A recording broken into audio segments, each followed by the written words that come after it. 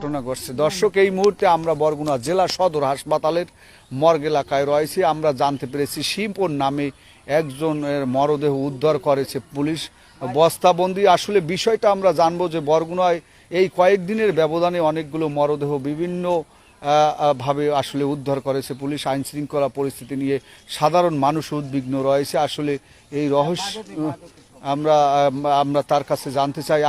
এই কি এদিকে আসো একটু। এই কি হচ্ছে শিপনের বাবা যে মারা গেছে, তার আসলে এখন যে তার মানসিক পরিস্থিতি সেখানে আমরা আসলে কথা বলতে চাই না। তারপরও এই খুনের রহস্য উদ্ঘাটনের জন্য আসলে প্রশাসন অধিকতর তদন্ত চালাইবে এবং প্রশাসনের তদন্তের মাধ্যমে আসলে রহস্য উদ্ঘাটন হবে। আপনার নাম কি? সোহরাব হোসেন। এই শিপন কি হয়? যে আমার ছেলে। আপনার ছেলে। লাশ উদ্ধার করছে কখন? উত্তর করছে এই 3টের সময়। 3টের সময়। শিপনের বয়স কত? 25 বছর। আপনার আরো ছেলে রয়েছে? হয়। কয়জন ছেলে মেয়ে? 2 ছেলে।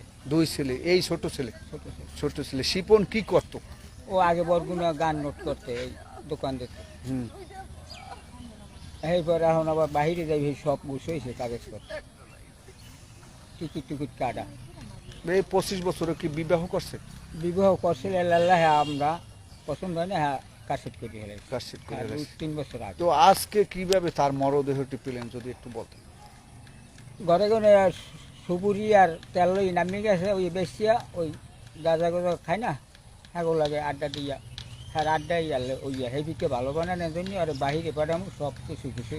কয়টার দিকে ঘর থেকে গেছে? ঘরে কোন গেছে 3:30 শনিবার। শনিবার 3:30টায়। আর আজকে কি বার? আজকে হলে সোমবার। আমরা কালকে রবিবার বিকেল, মঙ্গলবার, রবিবার বিকেল হইতে আমরা বিছান শুরু করছি। নিখোঁজ হয়েছিল?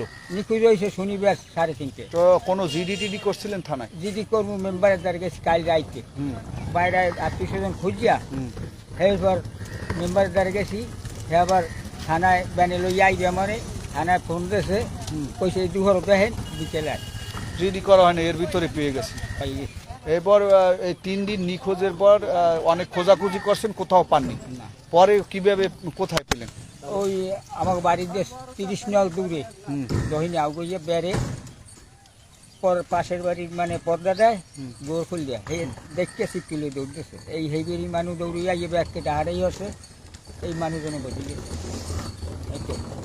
তো 3 দিন নিখোঁজের 3 দিন পর এই শিপনের মরদেহ 25 উদ্ধার করলেন এবং আপনি তার বাবা এবং আপনার বাবা হিসাবে আজকে সন্তানের লাশ আপনার কাঁধে। আজকে